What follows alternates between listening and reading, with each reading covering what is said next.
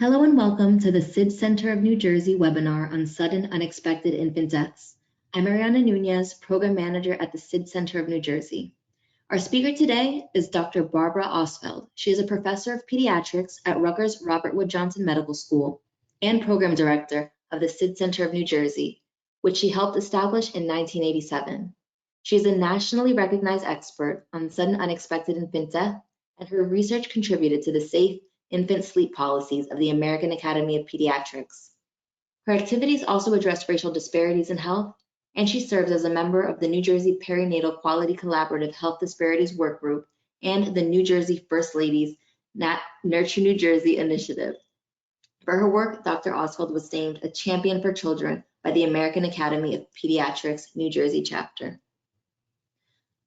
I stuttered a little bit, so don't worry, I'm just gonna say something again and edit it out. Okay, want to start over? Yeah, I'll start over. Okay. Hello and welcome to the SID Center of New Jersey. Oh no, I said SID Center. Eve. Okay, sorry. One more time. Fine, don't worry. Hello and welcome to the SID Center of New Jersey webinar on sudden unexpected infant deaths. I'm Mariana Nunez, Program Manager at the SID Center of New Jersey. Our speaker today is Dr. Barbara Ostfeld. She is a professor of pediatrics at Rutgers Robert Wood Johnson Medical School and Program Director of the SID Center of New Jersey, which she helped establish in 1987. She's a nationally recognized expert on sudden unexpected infant death, and her research contributed to the safe infant sleep policies of the American Academy of Pediatrics. Her activities also address racial disparities in health, and she serves as a member of the New Jersey Perinatal Quality Collaborative Health Disparities Work Group and the New Jersey First Ladies Nurture New Jersey initiative. For her work, Dr. Ostfeld was named a champion for children by the American Academy of Pediatrics New Jersey chapter. Thank you, Ariana, and thank you everyone for giving me your time this morning to discuss what remains one of the leading causes of infant mortality in the United States, in spite of a reduction by more than half in the rates of these deaths. The slide is a preview of what we're going to be discussing. And yes, in our state, the SID Center of New Jersey reaches hospitals, clinics, social service programs, child care providers, first responders, home visitors, doulas, faith-based communities, and so on. But everyone listening today, all of you here today, are among our most effective providers of this information to our families, because each of you is here due to the work and the contact you have with families. You therefore have the relationship of trust with families that's essential not just to increase their knowledge, but most importantly, to change their behavior. What we teach families, what we demonstrate, and how we do it can save lives, because the deaths that we'll discuss here today are largely preventable, and you have the power to make a difference directly or through your leadership roles. During the talk, I'll be mentioning numbers, and I think it's important for us to take a moment to respect that each number represents a child who was born to hopeful parents. Because of the work we all do, and some of us for deeply personal reasons as well, we all appreciate what grief means. We all get it. On the slide that you're looking at, I've posted an etching of grieving parents that was drawn 100 years ago, and a poem written 1,000 years ago by an elderly father in China who was remembering his loss. So across a lifespan, across culture, and across time, we feel it, no translation needed. And this is what fuels our passion for the work we do and our passion to get it right. We owe so much about the progress the United States has made in reducing infant mortality to the man who's quoted in this slide. It's not a name we hear anymore, but his work is very much alive in what we all do. In 1911, he published a game-changing book called The Warfare Against Infant Mortality. And by the way, it still remains a good read. And the infant mortality rate fell, and so too have deaths to sudden infant death syndrome. But we have to remind ourselves, I should say, that in the United States, from 1980 to 1988 alone, nearly 50,000 infant deaths were classified as SIDS. That's an average of about 6,000 deaths a year. Then came legislation, programs, safe sleep policies, national campaigns, and now SIDS has fallen to about 1,300 deaths a year nationally. And even if we broaden the US count to include the larger group that we now call sudden unexpected infant death, there still has been an enormous decline. In other words, evidence-based public health interventions work. Our sudden unexpected infant death rates in New Jersey have been among the lowest, but we can do even better. We all can. And the conversation we'll now have tells us what we need to do to accomplish that. Like good scientists, let's begin with some definitions. A baby dies suddenly and unexpectedly at home, and that baby is whisked off into the medical examiner system. And that baby undergoes a very complete autopsy, anatomic, metabolic, genetic. The death scene investigation is thorough and standardized by the CDC. And there's a complete review of the medical history of this baby. If after all of that, nothing can be found to explain the death, that falls into the category called sudden infant death syndrome. It turns out a few of the deaths, as these are closely evaluated, turn out to be due to a medical condition, maybe a cardiac anomaly or a fulminating pneumonia that wasn't picked up in life. And as you can see on the slide, that gets whisked off. But the majority of these deaths remain under this umbrella called sudden unexpected infant death. And if every possible explanation has been ruled out and we don't know why the baby dies, that's SIDS. A definition of SIDS is the sudden unexpected death of a seemingly healthy baby in the first 12 months of life that remains unexplained even after that thorough evaluation. Another way that we could call SIDS, another term that we could use, I don't know why my baby died syndrome, which is a horror because the first thing out of any parent's mouth after a loss is why. And for these families, there will never be a satisfactory answer. But in the thorough evaluation, it turns out that there are instances where something in the death scene has been determined to cause an accidental suffocation. And the event has to rise to a level of causality. It can't just be that a baby is in one side of the crib and a pillow is off in the other. There would have to be some interaction, like a baby lying belly down on a pillow, perhaps with something or someone lying on top of that baby. Anybody in that situation would not have survived, and if that situation didn't exist, this baby would live. And that's what accidental suffocation and strangulation in bed is defined as. And then there's a third category that's termed ill-defined and unknown causes. It means that the medical examiner system couldn't quite specify. Maybe there was a medical condition, but it wasn't clear whether that led to a causality for the death, that it rose to that level. Maybe there were loose items in the bedding that might have contributed to an accidental suffocation, but it wasn't established that they were by the baby's face, and in fact, they were not. Or maybe records were not complete, and so they couldn't rule everything out and declare it a SIDS. And so it falls into that third category. And all of this is under that umbrella of sudden unexpected infant death, with the acronym we call SUID. And why do we look at this all together now? Well, it turns out that over the years, there has been diagnosis drift. So medical examiner, state to state, these categories may be applied differently.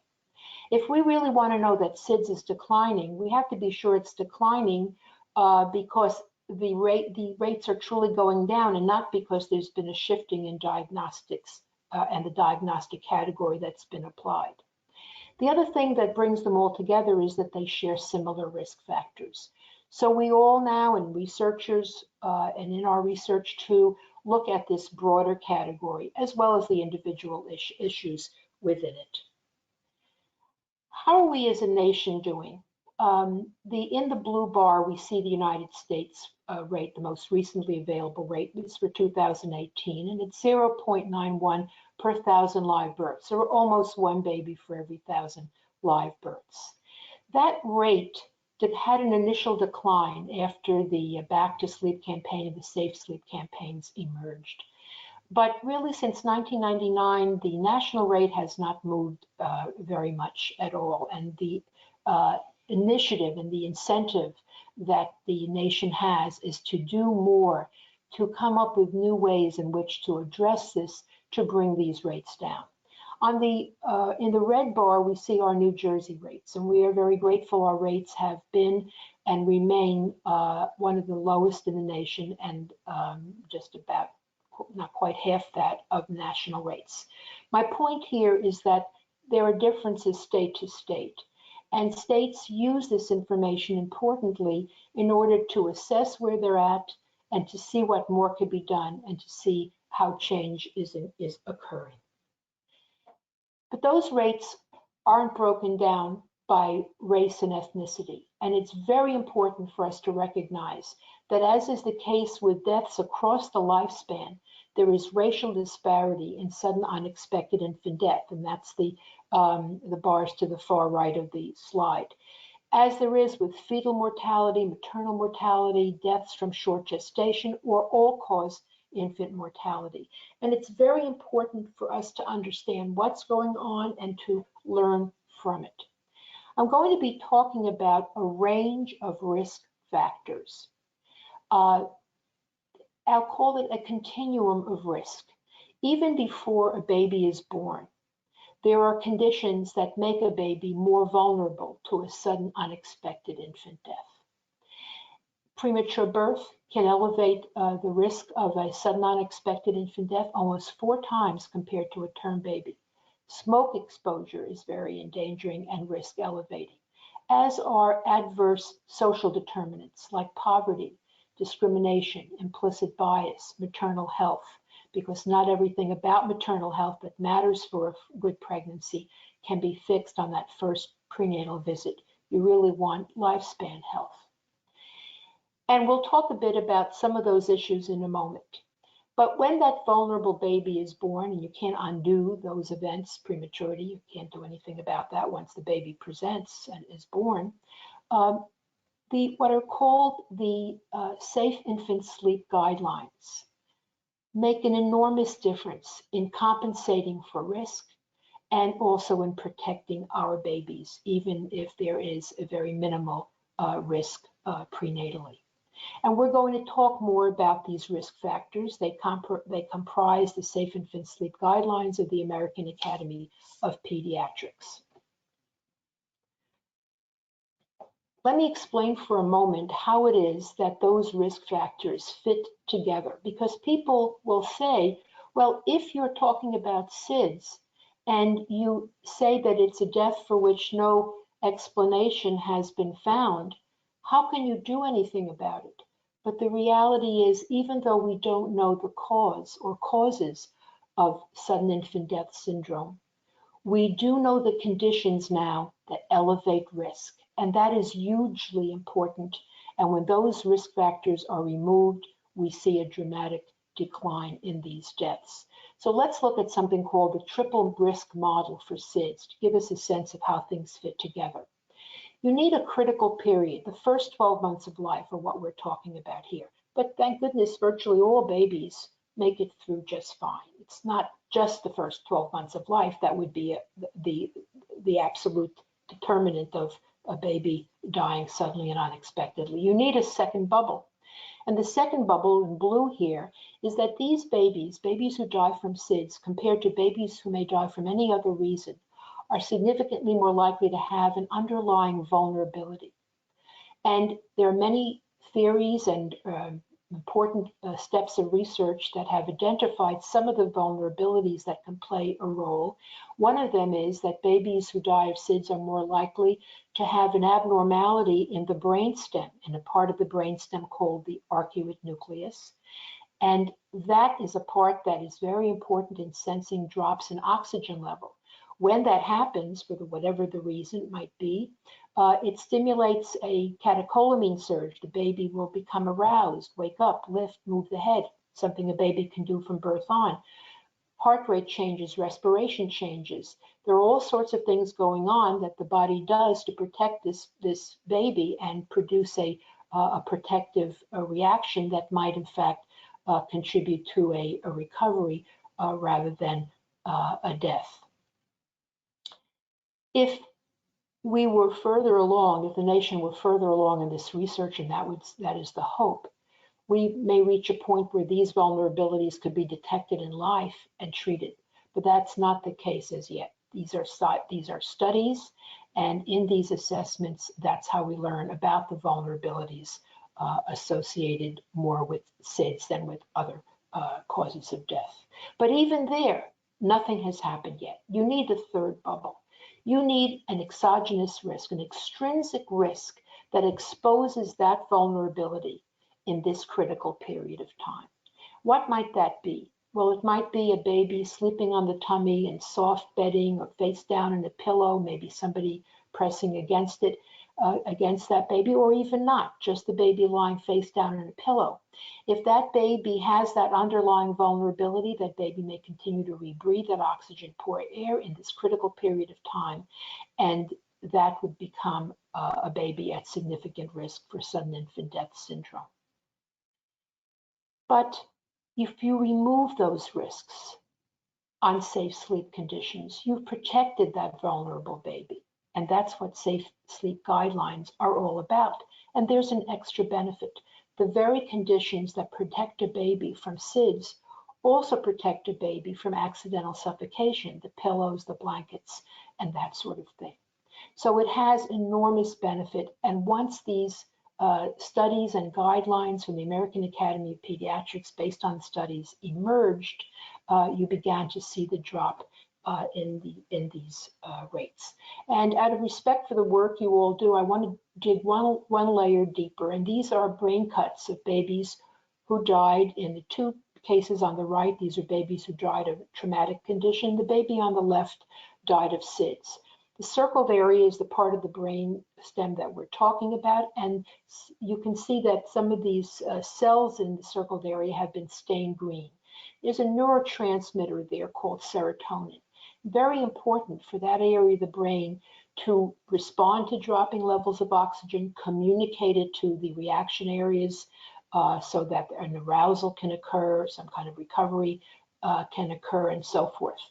The two babies on the right who died for conditions other than SIDS have lots of that green stained cell or green stained areas present.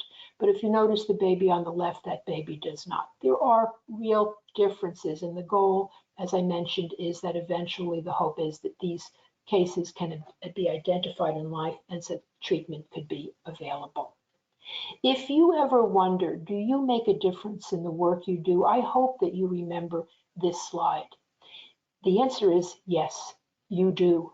It's so important for people to recognize the power they have to make a difference with these deaths, either through action or through teaching others, especially parents and caregivers. In 1992, if you look to the left of this slide, the majority of babies in the United States were being put to sleep on their tummies, about 3/4. That's that big red ribbon. That was the recommendation in those days. It was stimulated by well-known pediatricians of the day, like Dr. Benjamin Spock.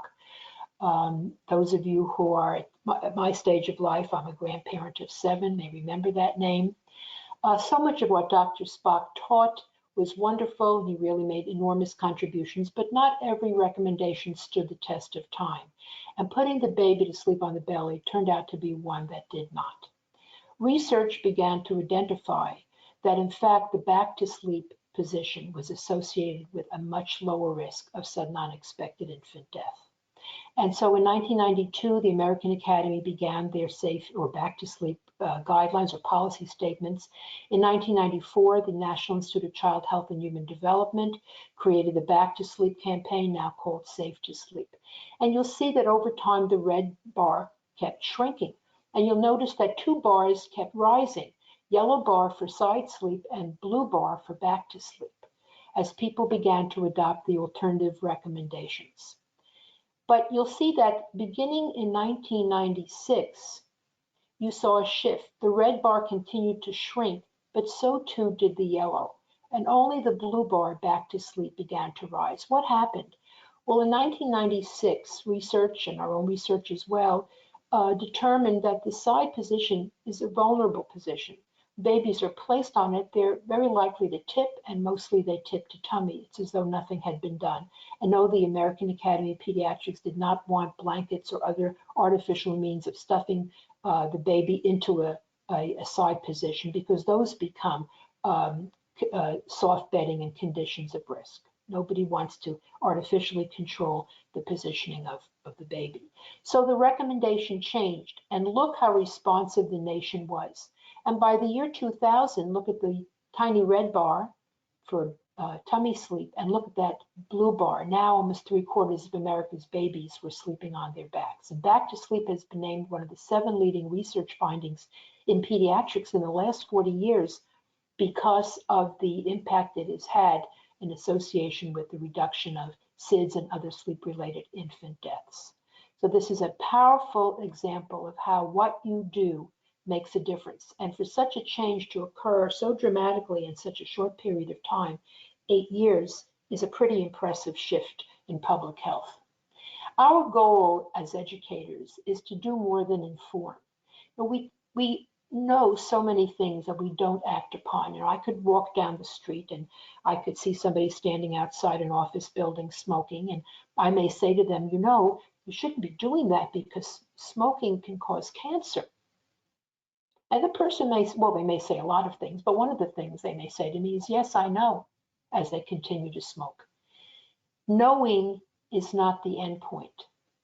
What the end point is translating knowledge into action. And how do we do that? Because human behavior is really the hardest thing to change. You have to inspire people. You have to invest the learner in the merit of the subject. This is a leading cause of infant mortality, the topic we're talking about today, even with the decline. You have to invest the learner in the merit of the information. Evidence-based, it works. And you have to invest the learner in their power to make a difference. When you make a change, there's a better outcome. So what we really care about is not what a parent knows, but what a parent does. And the best way we start out a conversation, and it's always a respectful conversation, is to discuss enough to reach a point where if we see different actions that may need to have further discussion, we ask why. Why is a certain behavior being practiced? And then you learn. Nobody begins to do something just because they feel like it. There's family history, there's culture, there's personal belief. And we're able then to build on that in a respectful way, because everybody makes these choices with the same intention. You want things to be going well for your baby. So that's a point of commonality, and we build from there. I want to go back now, before we get to the details of the safe infant sleep practices, to take a look at those precursor risk conditions that elevate risk, that create that more vulnerable baby. And I'm going to reduce risk magically by using statistics. I wish I could snap my fingers and do this magically in real life. And I've used national data here. And if you take a look at the light blue bars, you'll see that whether we're looking at white infants or black infants, there is the national rate is certainly one that we would like to see brought down. We also must notice that there is an absolute racial disparity, and the white rate is much lower than the black rate. In this instance here, it's about 1/3 of the black rate. But I can reduce the rates, and I can reduce the disparity. How do I do that? I'm going to statistically eliminate the risk of smoke exposure, preterm birth, prenatal care challenges, and poverty. Poverty is operationally defined here by the proxies called marriage and education level. And when I equate everyone to the point of not having any of those risks, we see that the rate goes down for each group and the disparity goes down as well. But the rate continues to be elevated and this disparity remains. So everyone benefits from reducing these social determinants, but there are still remaining challenges that have to be addressed, and that's what I'm going to address now. And let's take a look at poverty at the start. And the slide or the graph on the left of little circles, and every circle represents a state, is a correlation that I created looking at state-level data on sudden unexpected infant death rates and on childhood poverty. The worse the poverty, the higher the sudden unexpected infant death rate. Poverty is associated with sudden unexpected infant death, and I'll clarify why in a moment. And we can see from the slide on the right, and you can replicate this at state-level data, this is national data, that our Black families are earning at a lower level, and even at peak earning times, the level is lower than it is for other groups. What is the magic of poverty, and how does it affect outcome? Well, there can be less access to prenatal care if people are living in areas where transportation is a challenge. There can be food injustice if there's a limited amount of healthy produce available and people are relying on more processed foods that can elevate blood pressure because of higher sodium levels. There may be poorer preconception health because of the lack of access to health care. There can be smoke exposure, and that's a surprise to people because with poverty, affording cigarettes is a challenge, but it is a relatively inexpensive pleasure, if you will, and so poverty is actually associated with a higher usage of tobacco smoke. There is a more likelihood of substandard housing, and if you are in substandard housing, even if you're not smoking, guess what? If your neighbor is smoking, so are you. So those are challenges as well. There can be more exposure to environmental contaminants such as lead, and that can produce an increase in babies who are born small for gestational age. That is associated, if you associate that, babies who are premature and small for gestational age, that's a compounded challenge. There's more fatigue with a lifestyle that is burdened by poverty. There's higher crime in some of these communities, and that may affect choices people make about safe sleep conditions for their babies. I'll clarify that in a moment. And there certainly is more stress associated with a lifestyle that has poverty associated with it. This is a screenshot that took a number of years ago. And what occurred here was relatively rare at the time that it occurred, and it's unfortunately all too common now. It was a drive-by shooting in a high crime area, in an area that had poverty. And the concern here is that when we interview parents who are in areas where there is poverty and a significant level of poverty, they will say to us, I know, for example, that sharing my bed with my baby, my small twin bed with my baby, is a risk elevator.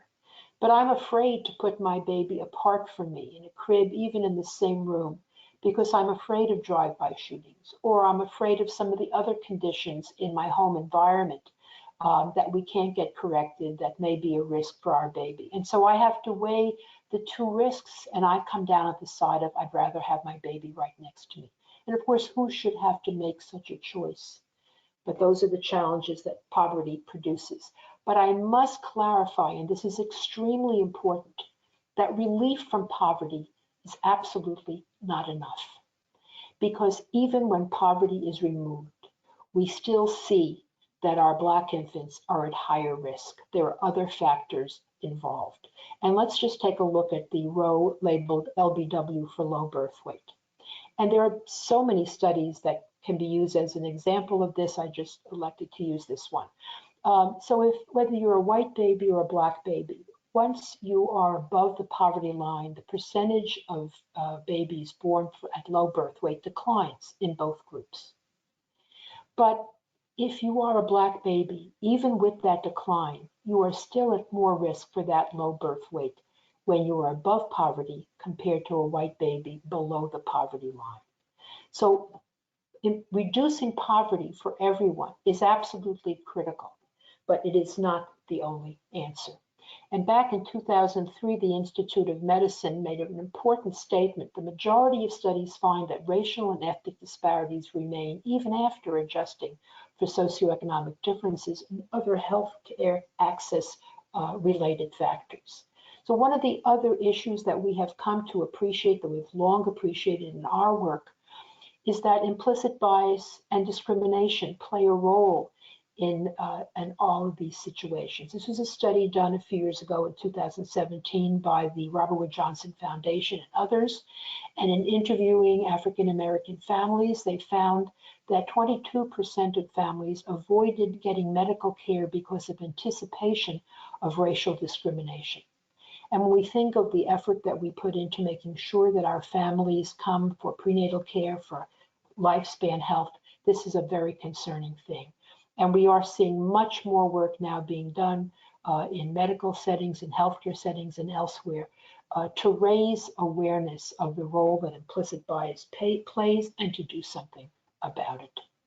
Our preterm births also are important in the work that we're talking about because premature birth elevates the risk, as I mentioned at the start, of sudden unexpected infant death. Each element of it, SIDS, accidental suffocation, ill-defined and unknown causes, and the collective group together. If you're at the cutting edge, the shorter the gestation, if you're at the cutting edge of life at 24 to 27 weeks, the shorter gestation, the higher the risk. So at that cutting edge, you have nearly 4 times the risk compared to a full-term baby. But even if you are a late preterm baby, your risk is elevated compared to that of a full-term baby. So prematurity brings you a baby who is already challenged for these deaths. You think of how hard all this work in a NICU experience to make sure our babies survive and thrive. And when they go home, they remain at higher risk for these deaths. And that's why it becomes so important for all of our families to receive safe infant sleep guidance. And it's especially important that we remember that in the NICU, this information is imparted to our families. To go back to racial disparities in these deaths, we see that there is racial disparity in preterm birth, with our Black families, again, at highest risk. And so that's a factor also that contributes to that disparity in rates. The other antecedent risk that I want to talk about is prenatal smoke exposure in utero, although I must emphasize that smoke exposure at any point from pregnancy on to infant's life is a risk elevator. But in this slide, we're focusing on prenatal exposure. This is work we did on the national data a few years ago. And if you look to the left, survivors or living babies, you see that a certain portion of mothers are smoking during pregnancy, about 9% in this instance, 8.84. But if you take a look at each of the categories of sudden unexpected infant death, you'll see that it's almost 4 times a higher percentage of smoke exposure in pregnancy in each of these groups. If you would like to learn more about how smoking or tobacco exposure achieves this, I recommend going into PubMed and looking up the work of Theodore Slotkin, among others, for a very fascinating explanation on the biology of this. This is a study done 2 years ago by Tatiana Anderson and her colleagues at Seattle Children's. And what they found was a very strong dose-dependent relationship. The more cigarettes one smoked in pregnancy, the higher the risk of a sudden unexpected infant death. That association is quite real and quite powerful. And again, to emphasize the concern that we have in terms of racial disparity, the slide that I have here is taking a look at the presence of markers of exposure to tobacco, specifically cocaine in this instance, in individuals who were not smokers. And the blue bar is looking at everyone. So adult, child, just everybody who's a non-smoker. And you can see that even without an individual smoking, our Black non-Hispanic individuals had a higher percentage of exposure or evidence of these metabolites. The red bar is children, children from 3 to 11. And again, you see that disparity in exposure. That exposure is coming from somewhere, and it's so important for us to make sure that our education about smoking reduction, all of the factors that go into protecting everyone from tobacco smoke and its impact is well dispersed throughout our population. The other challenge that we face is preconceptional health. And there is disparity there, whether we're looking at heart disease or anything, lung cancer, anything that you can think of. There is so much disparity. And I selected one that's an unusual one for us to be thinking about, and that's one of the reasons why I selected it. And this is looking at the disparity in periodontal disease, white non-Hispanic versus black non-Hispanic women. And you can see that our black non-Hispanic women are at a higher risk of this, or there's a greater percentage of the presence of periodontal disease in this population. And the challenge here is that there must be a good opportunity for all of our population to have access to dental care, lifespan, good health care. Because when our families show up for prenatal care, some of the things are a challenge to fix. If somebody has periodontal disease, poking around in gums might proliferate bacteria, increase inflammation, would create a higher risk for preterm birth. So not everything is dramatically fixed at that first prenatal visit. And that's why it's so terribly important that we make sure that when we talk about the work we all do with sudden unexpected infant death, we don't look at it as a silo. We are part of the broad spectrum of public health needs, and an improvement in one area results in an improvement in the other. Let's talk now about what I might call the compensatory factors, but that really is giving short shrift. It not only compensates, but it's protective in general, and that is its safe infant sleep practices. These are pictures of the covers of flyers from the National Institute of Child Health and Human Development Safe to Sleep campaign. And all of these guidelines are based on the evidence-based policies of the American Academy of Pediatrics that provides our standard of care for this conversation. And let me give you a quick overview with this picture on the right. What exactly is a safe infant sleep environment whose reduced risk is associated with a lower risk of these unfortunate deaths?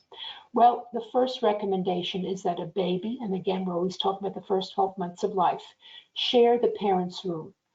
For the first 6 months, yes, and ideally for the first 12 months, but certainly for the first 6. That baby should be sleeping not in the parent's bed, but in the parent's room sharing rather than bed sharing. And what should the baby be sleeping in? A crib, bassinet, or portable crib that meets current Consumer Product Safety Commission standards.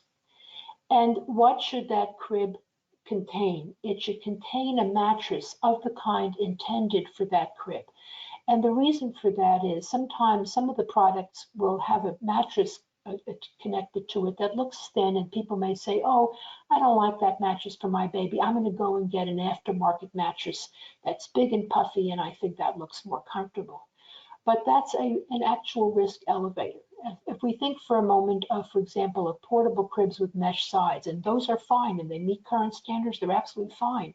But if you put an aftermarket mattress, a thick one, into that crib, here's what may happen. A baby presses against the mesh, it's pliant, it can push out, a little gap can be created between the mattress and the side of the crib, and a baby can fall into that, and that could produce a death by suffocation. And so it is very important for us to remember that the mattresses should be of the type intended for that product. They should also fill the complete product, so there are no gaps where a baby can, fall in between the edges of the crib and the mattress itself. What should be on that mattress? Just a tightly fitted sheet. no pillows or blankets beneath it, no pillows and blankets above it. Who should be on that mattress? Just the baby, no guests. Baby should be placed to sleep on the back. Back to sleep, as I mentioned earlier, is one of the 7 leading research findings in pediatrics in the last 40 years because of its benefit. But people will immediately ask, parents will immediately ask, well, wait a minute, at some point my baby's going to turn over. What do you want me to do? Do you want me to stay there for the first 12 months and keep flipping that baby? And here's where details are important. The American Academy of Pediatrics says, place your baby, initiate sleep for your baby for all sleeps for the first 12 months of life by placing your baby on the back. At some point, around 6 months of age, the baby will develop 2 skills. They'll be able to go from belly to back and back to belly. When both of those skill sets are present, and I mean as true skills, not as accidents, a 2-month-old big baby crying lustily might somehow or other manage to flip himself. That's not a skill, that's a whoops. That's not what we're talking about. That baby's wondering how he got there just as much as you are. We're talking about true skill where baby is very facile and moving belly to back and back to belly and so forth. Once that takes place, after you've placed your baby down, your baby may think to himself, well, thank you, mom and dad, for placing me on my back, but I've now developed these 2 skills, and by golly, I'm going to be moving on my side because I've developed a preference for that. With both of those skill sets there, that baby then can move about. And that makes it even more important that we also respect the additional guidance, which is that the crib, bassinet, portable crib, or play yard not contain any soft and loose bedding. There should be no pillows, no blankets, no bumpers, no stuffed animals, nothing that can cause an increased risk of strangulation. That is critically important. And by the way, the mattress that meets current standards should be firm and flat. And when we say firm, we don't mean it should be a rock. It simply means that you can assess this. And when you pick your baby up, you don't see a sag where that baby has been. But mattresses today meet these current standards. That baby can be brought into bed. You can bring your baby into bed to nurture, to comfort, to breastfeed. But when you are finished doing that and ready to go back to sleep, the Academy says, please return that baby to that safe sleep setting. And you could see an example of that in the picture on the left. You can hold your baby, touch your baby, see your baby, smell your baby. Baby can hear and see you, but that baby has protection.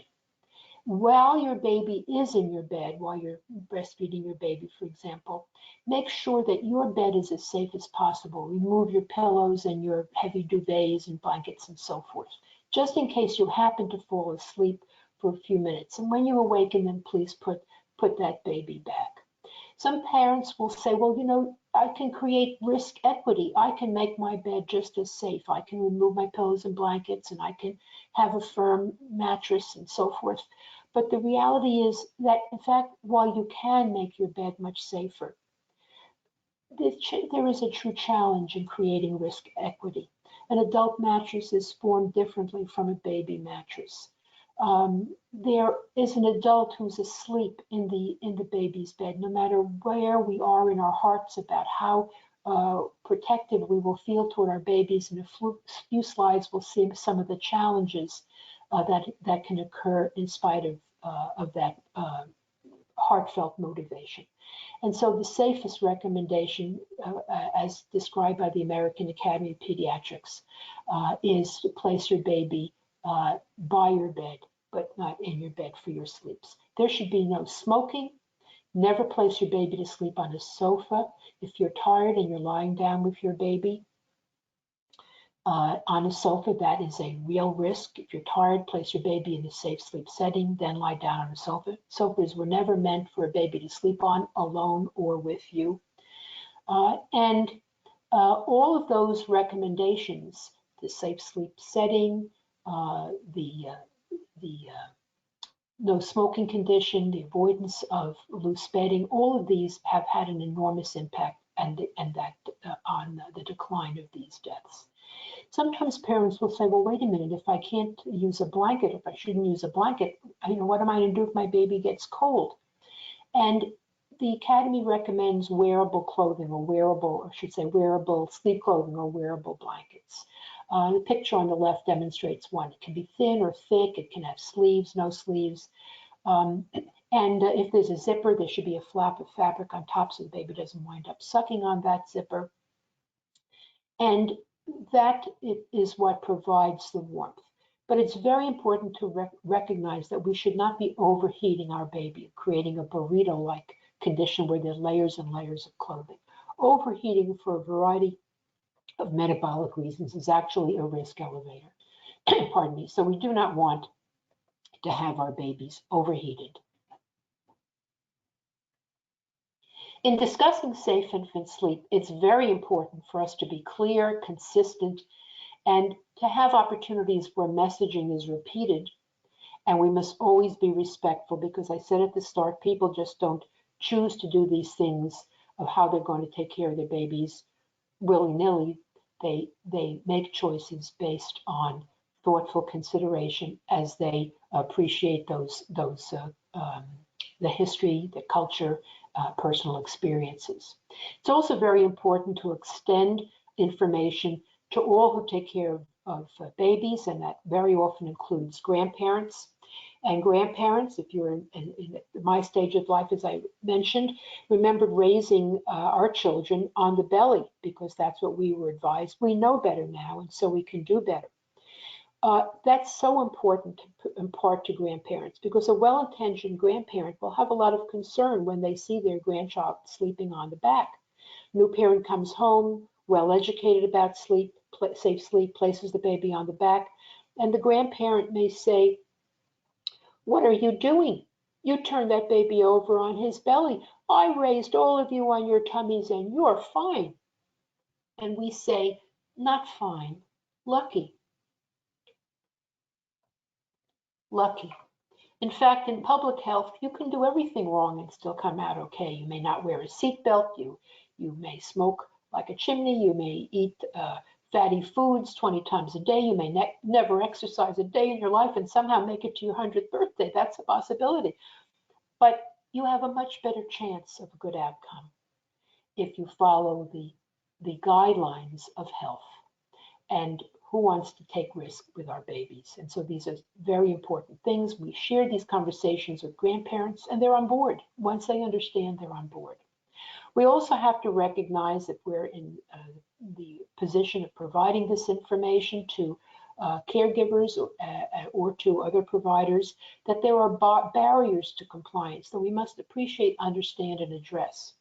Families may fear aspiration because the old guidance was put your baby on the belly or he'll choke. We'll look at a cartoon in a few moments to explain that that is not the case. That's a factor that has to be considered in our conversations and parental concerns. There may be a perceived lack of comfort. A parent may think, well, I'm not comfortable sleeping on my back. I like sleeping on my side or on my tummy. And so I assume my baby is just as comfortable the way I am. But the reality is babies are comfortable in whatever position they get used to. And we know this for sure because many of you may be familiar with the concept of tummy time when awake. It's very important for babies to have tummy time experiences, and so the Academy points this out. When your baby's awake and you're watching him, because they're sneaky, they might fall asleep, so you're watching the baby. Give them time on the tummy. It's important for motor development. And in the beginning, back sleeping babies are insulted. They're crying. They're not happy. They're looking for their ceiling. It's an odd change for them. And we say, hang in. They will get used to it, and they all do, and they all come to enjoy it. But why are they unhappy on the tummies? Because they got used to being on the back. Babies are comfortable in whatever position they get used to. There may also be a mistaken belief that my baby is not at risk. Perhaps a person feels like, well, I don't meet any of the high-risk population group categories. But we have to remember, tragically, SIDS and other sleep-related deaths are equal opportunity catastrophes. They may be at lower risk in some populations than others, but they have occurred across the spectrum. So safe infant sleep guidelines are for everyone. There may be misplaced confidence in parent vigilance. That, well, I'm tired, I'm going to sleep with my baby. I know that I'm going to be paying attention. And tragically, too many examples of profound grief as the untoward has happened. Sleep-deprived parents. Sleep-deprived parents may make decisions about sleep location that are based on the desire to have babies sleep longer rather than in terms of the safe sleep recommendations. Somehow or other, all through time, there's sort of this contest of, whose baby can sleep through the night first. Really, that's not an issue. That's not an issue that we should be concerned about, even though, of course, we're all tired in those early months. But the wake-sleep cycle is very important. It's important for sustaining breastfeeding. It's important for many, many factors. And so if one puts a baby on the tummy and brings that crying baby at 2 o'clock in the morning into the adult bed, maybe it will satisfy that continuation of precious adult sleep, but it raises the risk. And so we really have to recognize that whether a parent is tired or not, and we've all been there, we have to be vigilant about the safe sleep conditions. This is another one of our flyers, and the message that I want to provide here addresses a new tool that we have developed, actually 2 new tools over the course of the last 2 years that are designed as a new mechanism for providing this safe sleep information.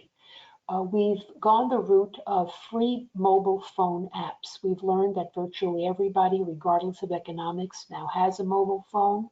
Unlike flyers, they don't get lost, or they get lost only for 3 seconds. A cell phone hardly ever gets lost when somebody goes home, but flyers can get lost in a busy household with a newborn.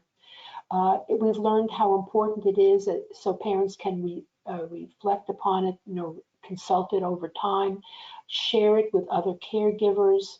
Very, very important tool for that purpose as well. Providers can use it as informational scripts to share with families and then help families download.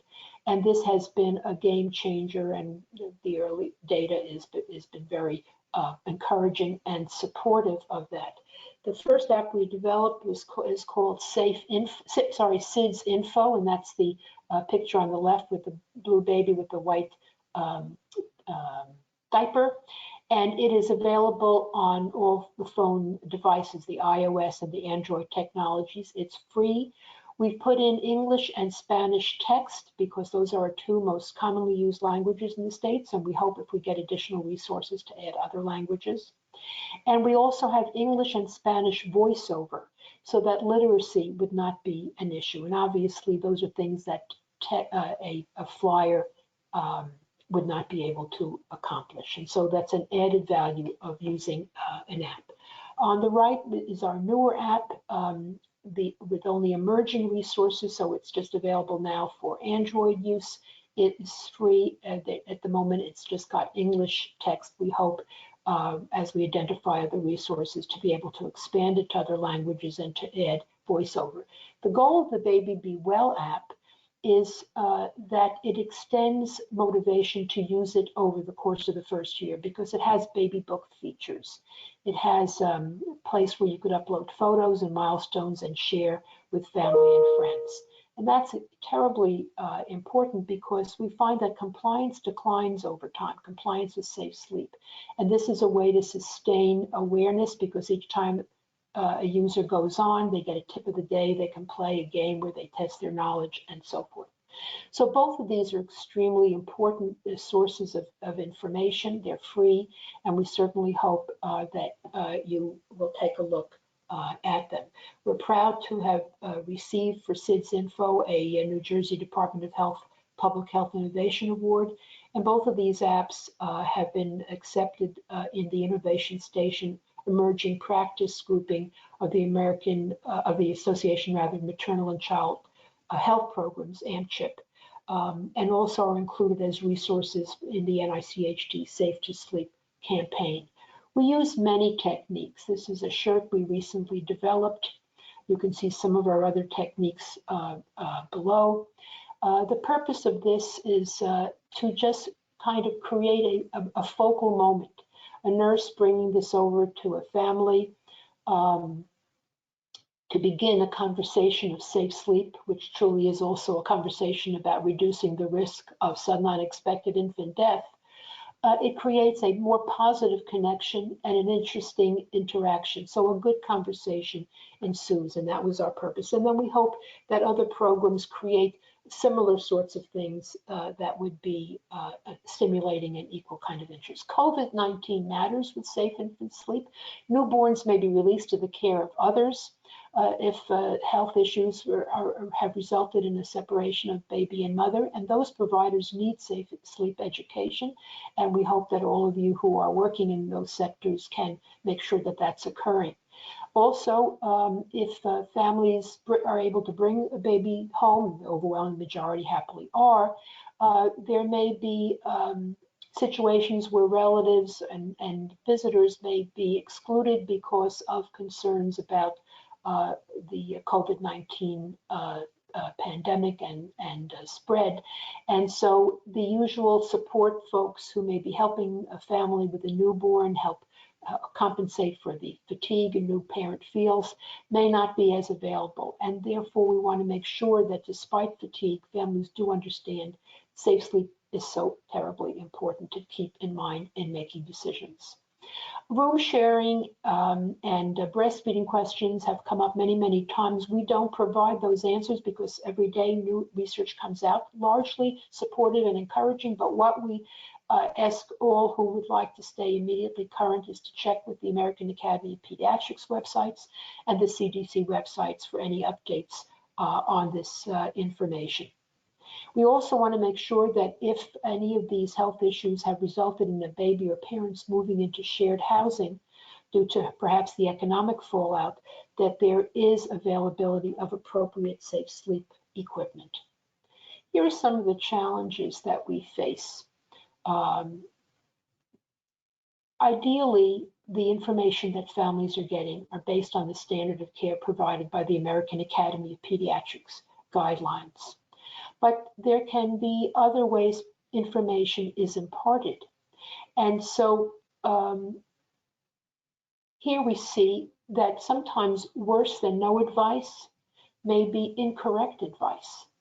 And that occurs, and healthcare providers are not immune from at times giving out advice that may not be as current. And so it becomes important for us never to assume, each of us in the audience, never to assume someone else is doing the work. If you have an opportunity in your work and the authority to provide this information, it becomes very important for you to stay connected with accurate information and to be able to share that information. In addition to issues of accuracy, the source of information matters also. Healthcare providers, physicians, and nurses are highly regarded. They have the relationship of trust with families. The information is acted upon, but there are other important caregivers or other important, I should say, influencers.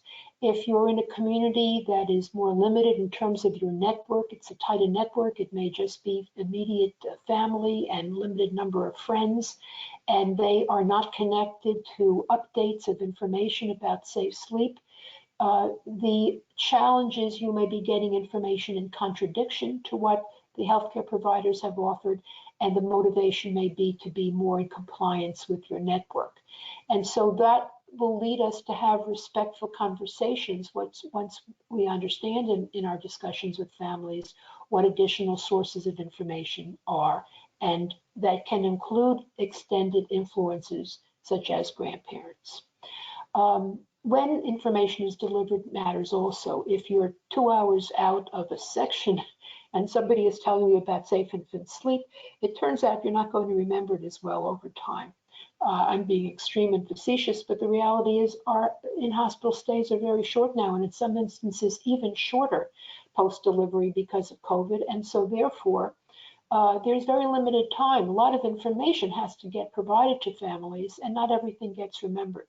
So repetition becomes very important. And the frequency matters also. Again, repetition, not once, many times. Another challenge that I did mention already is that grandparents may be coming from a different point of view, and they are not the enemy. They are people who are presenting themselves as welcoming an opportunity to have that information be updated, and for them to understand it more than just a bottom line, no, we don't do that, we do this. That's disrespectful. We really do need to share a bit more of that to help people understand why a change has occurred. Other challenges are that hospitals may be talking the talk but not walking the walk. If we're saying that we need a pristine bedding situation, but this is the condition in which a baby is kept, obviously that's going to have an adverse impact. So hospitals these days have education programs for staff. I know in our state we provide, and Ariana Nunez has posted her live and on-demand webinars are posted on our Facebook page, which comes under SIDS Center of New Jersey. It's a public access Facebook page. There are protocols in place in most hospitals to do programs that continually update staff, keep them current. Hospitals are continually checking their policies to make sure safe sleep guidance is provided. Audits are done to make sure that a picture like this is not reflecting how the babies are in the hospital. And there are reviews of cases and information. So these are some of the challenges that you can be on top of if you're part of a hospital system. Do you know your policies? Do you know if audits are conducted? Do you know if there are protocols for how parent education is provided? Is it documented on the chart? What educational material is given out, and is it updated? Sometimes print material is so expensive that flyers are kept beyond an expiration date. But we're going into an era now where in the next year, the American Academy, every 5 years they do this, will be updating its safe infant sleep guidelines. If there's a tweak, how can that translate to material? It's costly. Well, there's electronic information provided, but not every parent has a tablet or a computer at home. Not every hospital has the human resources or the fiscal resources to print and print. It's another reason why we're very optimistic about these apps. And by the way, at my age, if I think, I need information, I think book. But this generation of parent is very comfortable getting information that way. Apps can be updated. And when we update the information from us as a source, it pushes through. And as you know from your own use of apps, perhaps, there's an alert or an automatic update when that occurs. So it's a cost-effective way of doing this. There are social norm challenges also, and actually this is a positive story. I'm going to use as an example, and these are wonderful mothers, and this is not about them as individuals. I'm just using a media story here about, I guess 13 years ago, a well-known performer gave birth to twins, and her nursery was placed in a popular magazine, and it was quite beautiful and had all sorts of fluffy bedding and stuffed animals and pretty fluffy bumpers and so forth in it. The response was, "Oh, how very beautiful. Where could I get this or that product?"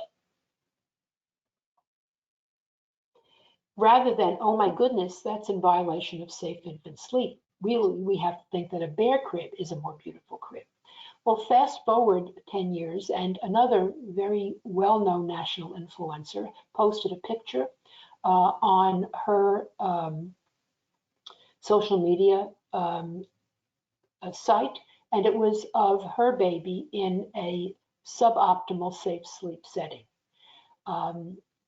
The reaction was immediate and intense to the point where the individual said, when I'm on social media, to explain how that picture came about and to clarify that it's a photograph, just as the one taken 13 years earlier from another bed situation, but doesn't reflect what's being done in the home in real life. The important message here is that the public reacted differently and was concerned the second time. So over time, this information is penetrating our universe. Bed sharing remains the largest challenge. It is the most common risk factor found in postmortem reviews of these deaths. And here's the difficulty. Emotionally, we all want to be right by our babies. We all get it and we all understand it. And on the right is a picture of a parent exhausted and asleep, just finished breastfeeding. Her baby is with her. In her heart, she may feel if something happens, I'll know it, I'll feel it. But the reality is that's not always the case. And this picture, the baby's under a heavy duvet. That baby can wiggle right under it. Baby's lying face down on her chest. No baby lying face down keeps the face exclusively to the side. They go face to the side, face down, side down. And when that face is down, that baby's cheeks will be tickled by the fabric on her nightgown. And as his cheeks are tickled, he'll have a rooting reaction, left, right, moving his face back and forth and digging a deeper and deeper well for himself in the fabric between her breasts. Rebreathing oxygen, poor air. If he's like that baby pictured at the outset in that brain slide that I showed you, who is encumbered with an inability or reduced capacity to react and arouse to dropping levels of oxygen, that's a concern. And this parent deeply asleep may not realize it. If he's like most babies, he will arouse and he will try to self-protect and find a better place. But we don't know, and as I said, how to distinguish those two babies in life. And so it becomes important to protect every baby and remember the extra benefit is not only is that baby protected from SIDS, but also from all the other risk factors that or outcomes that are adverse that we talked about, including an accidental suffocation. The slide on the left depicts the safe sleep setting. Baby is right by you. You're bringing the baby into bed to nurse, to comfort, removing your blankets and your pillows while doing so. You're returning that baby right by your bed for the remainder of the sleep. And that continues to be the advice that's offered. Bed sharing is particularly a risk issue if a parent is a smoker, if the baby is very young, and under 4 months of age, if the baby is preterm and or of low birth weight, if the sleep surface is overly small, if there's soft bedding like pillows and blankets, the typical American bedding, fluffy duvets and so forth, mattresses with fluffy tops on them. If there are multiple people in the bed, so really if the parent is bringing a baby into bed to nurse, you really don't want to have other siblings or anyone in the bed. If a parent is impaired in alertness because of fatigue or alcohol or sedating drugs, or if there's a non-parent or a guest in the bed, because that person adds risk by being less sensitive to the arousal and movement patterns of a baby. So those are the challenges that increase risk further. The WIC produced these guidances on the left, and these are examples of safe sleep conditions. So breastfeeding is critically important. It's a risk reducer for the deaths that we're talking about. The recommendation, keep that baby by your bed, bring your baby into nurse. That's a nursing position. Return your baby when you are done. Never put the baby to sleep on a couch or an armchair. The majority of mothers who breastfed exclusively did so in room sharing situations. And the critical thing is not to have your baby in a different room. Baby in a different room poses a challenge for breastfeeding. The signals, the interactions, and so forth. Room sharing, you can achieve breastfeeding and room sharing. With respect to SIDS, I also want to point out data that there was increased protection both with exclusive as well as any breastfeeding greater than 2 months of age. Ideally, we have breastfeeding for a much longer period, and exclusive breastfeeding is a wonderful thing. But this is the data that we have on this topic. There are respectful conversations that we need to maintain, and that includes an appreciation of culture, an appreciation of beliefs. A parent may believe, I'm putting my baby to sleep safely. But safely can mean different things to different folks. And this is a simulated reenactment. And in this instance, a parent went to sleep on a sofa, felt she was engaging safely because she put the baby between herself and the back of the sofa so the baby wouldn't roll over. But during the actual event, the arm was lifted, the baby fell into the axilla, and this turned out to be a death by suffocation. We have to appreciate that there are personal preferences. Those can be discussed. Social norms and conflicting messages and questions are very much welcome in conversations with families. It's also important to be complete with your advice. In the picture, we see a baby was put to sleep on his back, and that's wonderful, but we also see that there are other conditions there that are risk elevating, like a stuffed animal on the baby's nose and other soft and loose bedding.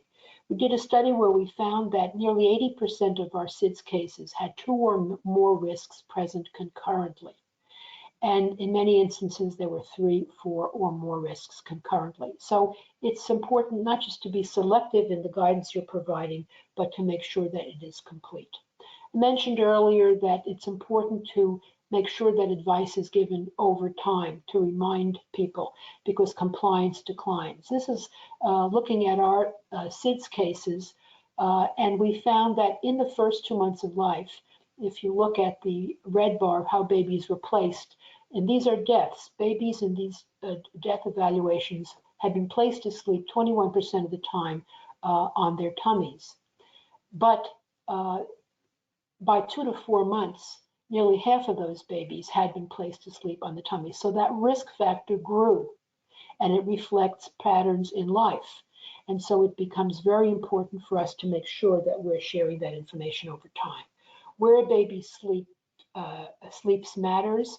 We always have to stay informed about recalls that take place. This was a popular inclined sleeper. These are not available anymore. The inclined sleepers are challenging. One of the ways in which they're challenging is the degree of incline. But in any case, it's important for us to recognize that if whatever product that we're using, the crib, bassinet, portable crib, you can go online, you can call the Consumer Product Safety Commission, you can make sure your product meets current standards and that there are no recalls. The summary, back to sleep is safest. Premature babies also, they have the highest risk, often the lowest compliance with safe sleep. And this is a very important study, and it's been replicated a couple of times with similar results. If you're a full-term baby sleeping on your back, you have a certain low-level risk of SIDS. If you're a premature baby sleeping on your back, it goes up a little bit, that risk, due to some factors related to prematurity. But if you're a preterm baby sleeping on your tummy, compared to that back sleeping full-term baby, you have almost 49 times the risk. You can't change prematurity, but you sure can compensate for that risk. How long should the baby be put to sleep on the back? And as I said it earlier in our discussion, for the first year of life. Remember, at some point, babies will roll over, usually around 6 months old. Both skill sets are available, back to belly and belly to back, and those have to be at the level where they're true skills. And at that point, you continue for the first year of life to place the baby on the back, but after those skill sets are in place, a baby may think or say to you, if he's magically brilliant at talking, thank you, I know the back is safe, but I have both of these skills. I think I'll roll over for now, and that's okay. Safe bedding, no pillows or other loose bedding, and you could see how important that is if a baby has reached a point where they're 8 months old and moving about in that crib. You don't want them to encounter those bumpers and other bits of loose bedding. And absolutely no pillows. A pillow should never be in a baby's sleep setting. Crib, bassinet, portable grip should meet, and play yard should meet current standards. The mattress should be flat and firm. You should reassure about questions like risk of aspiration for those concerns. You want to avoid commercial products that are inconsistent with safe sleep. This is no longer on the market. This was supposedly a position holder. This is a doll reenactment. Baby was crying lustily, managed to flip over, could not locate a safe sleep alternative, death by suffocation. There were deaths associated with these products. The American Academy of Pediatrics does not want any artificial positioning. Artificial position control, I should say. Room sharing is safer than bed sharing. There should be no smoking before pregnancy, during pregnancy, after pregnancy, as smoke-free a universe as possible. Avoid overheating. Tell all caregivers how you want your baby to sleep, because unaccustomed belly down sleep in a baby who's used to sleeping on the back is not a good thing. So let's say you're taking care of your baby, and after 2 months, a relative comes over and says, please, why don't you let me babysit for a few hours, go out, take a walk, I will take care of the baby. And that turns out to be somebody who is 90 years old, hasn't heard a thing about safe sleep, raised her babies on the tummy, promptly puts your back sleeping baby on the tummy. Not a good thing. Share that information. Educate, demonstrate, remind. Pacifiers are associated with reduction in risk. You should wait a month if you're breastfeeding so that the breastfeeding can become well established. It should be clean, it should be dry, it should be in good condition. Never attach it with a string or a clip. That would be a suffocation risk. Why does it work? One thought is that it keeps the airway more patent. Another thought is that the repeated sucking may increase arousability of the baby. If the baby doesn't want it, it should not be forced. And if it falls out at night, no, you don't have to stand there all night attempting to reinsert it. Neonatal abstinence syndrome is a concern. It increases preterm birth, so we know that's a risk factor. It can make an impact on sleep decisions if people are just thinking in terms of, I can't bear waking up at night, I want to do everything that I can to have my baby sleeping longer. Or if there's an impaired parent who makes decisions that are not optimal because they're not getting the guidance or not thinking about the guidance. So these families need lots of help, lots of support, lots of information. The motivation is there. It's not a question of lack of motivation on the part of families, and we want to help every family do his or her best. Parental concerns include head flattening, and head flattening can have multiple etiologies. Certainly if somebody has torticollis, that would be a risk elevator for it. But there's no question if you have a baby 24/7 on the back, that can produce an increase of risk. And so the Academy has very clear comments. Definitely give that baby tummy time when awake and supervised, as you see in the picture here. Alter the head of the direction of the baby's head in the crib for a few days. Maybe the left arm is toward you, so babies are like us, they're curious, they turn to sound, they'll turn that way. Next few days, perhaps the right arm is in that direction, they turn that way, so there's a balance. Most importantly, avoid extended time in car seats, bouncy chairs, strollers, etc. In America today, you don't ever have to pick up your baby. You don't ever have to pick up your baby. You can put that baby in an infant seat, click it in a car, go to the store, click it in a cart, come home, click it in a carriage, go home, click it in a swing. No, that is not an intended place for babies to sleep, and it should not be a place where babies are spending 24/7. Give your baby time being held and out of those kinds of controlled sleep settings. Another concern is about aspiration. These are cartoons provided by the NICHD. And we always urge all parents to talk with their healthcare providers because there are rare exceptions to back to sleep. An extreme example would be something called Pierre band syndrome, where the baby's missing the lower architecture of the face. In those conditions, a baby on the back would be a risk because the tongue would fall back and occlude the airway. So we urge those conversations to take place, and if there are any exceptions, the healthcare provider will clarify that for a family. The overwhelming majority of babies, it actually turns out that anatomically the back position is a safer position. On the back, if the baby were to vomit, it would move up the feeding tube or the esophagus, kind of go against gravity to get into the trachea or the breathing tube. But that's not what occurs. Generally, the product will accrue in a pocket at the back of the throat, initiate a gag reflex, baby will spit up the product. On the tummy, the esophagus is theoretically above the trachea. These are sort of two-dimensional things, but the esophagus is above the trachea. Picture this in an actual baby. And when the vomitus occurs, it will pass right in front of the trachea, and that baby will inhale and potentially aspirate that product. And whatever they don't inhale lands on the sheet in a puddle, and the baby is rubbing his or her face in it. So from an anatomical perspective, the guidance is that back to sleep, with rare exception, is actually a safer condition. These are some of the questions that we can ask parents to elicit these conversations.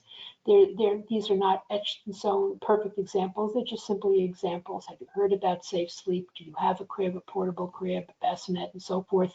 Where are you placing your baby to sleep? We need why, always, to understand the why of things. Do you know the safest position? And so on and so forth. The more advice that's given, the greater the compliance. These are examples of some of the programs where we work with for many, many years, collaborating to provide education to the public and to the leadership and providers within all of these systems. But every time I have this conversation, I point out that the most impactful educator is you. We can never assume somebody else is doing the work, and that becomes very, very important. So the summary information that I want you to be thinking about is knowing the safe sleep information, knowing how important it also is to avoid smoke exposure, and the valuable contribution of breastfeeding. Ideally for a long period, and ideally exclusively, but those are goals that we hope every family has.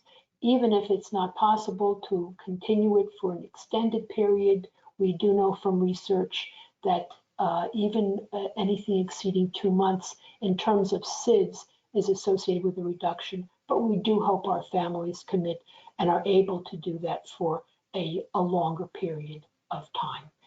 Breastfeeding truly, truly matters. Finally, I want to say that everything comes with instructions, except the baby. And so that's our job. Now, this is a little product that lives in shoe boxes, for example. It's designed to wick away moisture, and there's an instruction on there, do not eat. I don't know about any of you, I've never been tempted to eat it, but there it is, there's the instruction. So babies don't come with that, that's our job, but we must recognize how important a job it is, and if we have an opportunity to do that job, we really must. Thank you so much for the opportunity to have this conversation with you. And I want to just provide a couple of more tidbits of information. The SID Center of New Jersey has an email site if you want to reach out with any questions or comments. There is also a wonderful national resource, a Safe to Sleep campaign, and that's the website for that. We now have as I mentioned, a public access Facebook page at the SID Center of New Jersey, and you can just get that by seeking out SID Center of New Jersey, and you can see our flyers, webinars, live and on demand, and other material. Oops, I'm sorry, I went too fast. We talked about racial discrimination, and I showed you one of the slides regarding that. And I just want to emphasize it again with an additional piece of information, that when there is exposure to interpersonal racism, independent of any other factor, it can have an adverse impact on outcome, in this case, preterm delivery. So the work we're all doing now on implicit bias and racism is so critically important. We sometimes get asked questions about swaddling. The Academy does not look at that as a technique associated with reduction of sub-non-expected infant death, but they do comment upon it, even though there's no evidence to support it as a strategy to reduce SIDS. If one chooses to swaddle, there are some very important bits of information. You can increase the risk of death if that swaddled infant is placed or rolls to prone. You want that baby on that very firm surface. Excuse me. On a very firm surface. And you not on the pillow. You want that baby on the back. You want the swaddle properly applied. Too tight, and it can cause subluxation of the hips.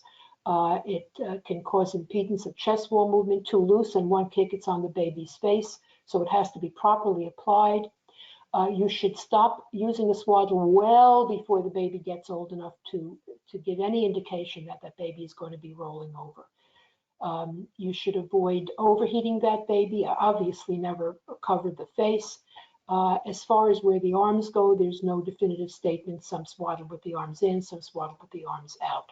So that's the information that's available on Swaddle. On our Facebook page, you can have access to the American Academy of Pediatrics article of its most recent guidelines and its technical support article as well. They both were published in Pediatrics, and the links are available so you can get very specific information about this. And this is taken from that guidance as well. There are questions we're sometimes asked about reflux.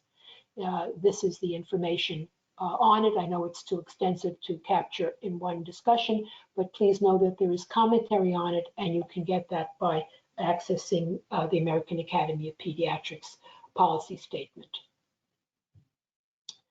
This is additional information about the where to place a baby to sleep, and it too can be accessed from the American Academy of Pediatrics policy statements, and I reviewed this with you in our conversation. And finally, a recent question we've been asked is about e-cigarettes, and there's no free ride. New research is emerging when we talk about keeping our families tobacco-free. We really mean the recommendation in its most clear form. No smoking. Thank you.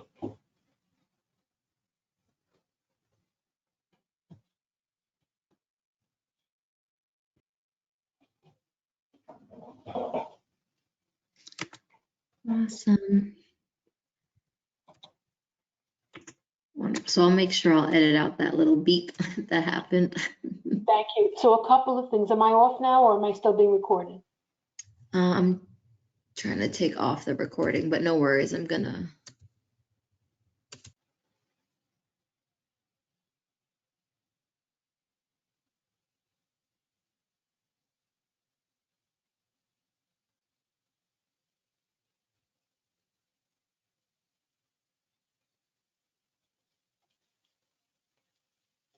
Breastfeeding is associated with a reduced risk of SIDS. It's so incredibly important for us to appreciate the value of breastfeeding in so many outcomes, and certainly this is important in the topic that we're talking about as well.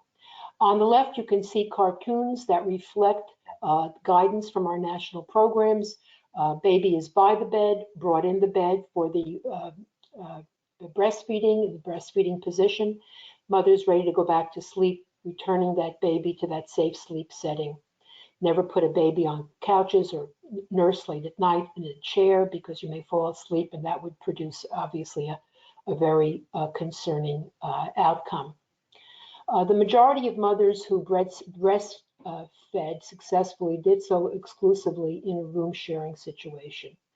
We don't want our babies to be kept asleep in a different room, because that is not going to give you the signals that you need to make sure that your baby is going to be breastfed as needed during the night. So room sharing is important. And again, I cannot emphasize enough how important that association is. Breastfeeding is a wonderful thing for so many reasons, and it matters in terms of the deaths that we're talking about as well today.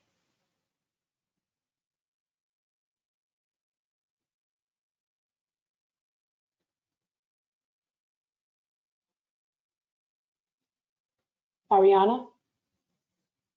Hi, yes, sorry, I'm just trying to stop. Does that sound better? Yes, it did. Okay.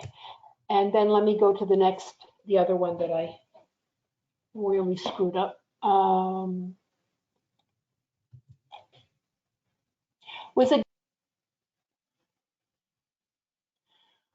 One of the other concerns that parents raise is whether there would be an aspiration risk if a baby is put to sleep on the back.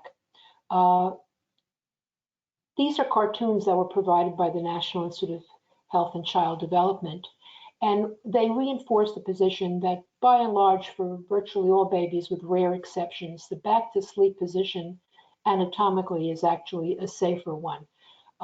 Baby's vomitus would kind of have to go against gravity to get into the trachea, breathing tube, that's this picture on the left, and be aspirated. And really what happens is it collects in a pocket at the back of the throat, a gag reflex ensues and the baby coughs it out. So there's actually a lower risk of any aspiration. And on the tummy, the esophagus is now above the trachea, that esophagus being the feeding tube. And if the baby vomits, it actually passes right in front of the trachea. Baby inhales and can aspirate that vomitus. So there is a higher risk in this situation.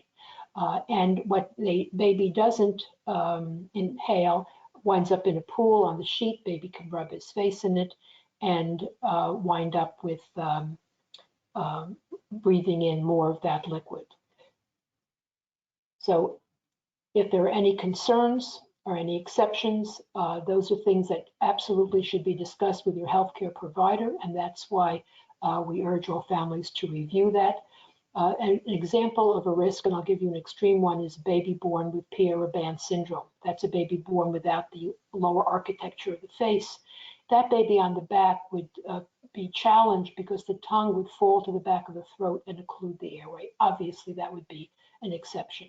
So if there are any questions or concerns about that, we urge discussions in all instances with the baby's healthcare provider.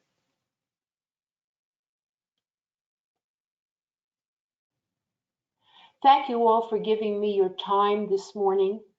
Every one of us who has an opportunity to make a difference by teaching our colleagues, other providers, our families, and our community is doing work that will have an absolute impact. I appreciate each one of you and the work you do. If you have any questions that you'd like to raise, this is an email that you can use to reach us. And also, please take a moment to go on our Facebook page, which is SID Center of New Jersey, public access. You can download some of our material, access on-demand webinars, and you can also take a peek at our free mobile phone apps, SIDS Info, and Baby Be Well. And we hope that those things will be helpful in the work that you do. Thank you.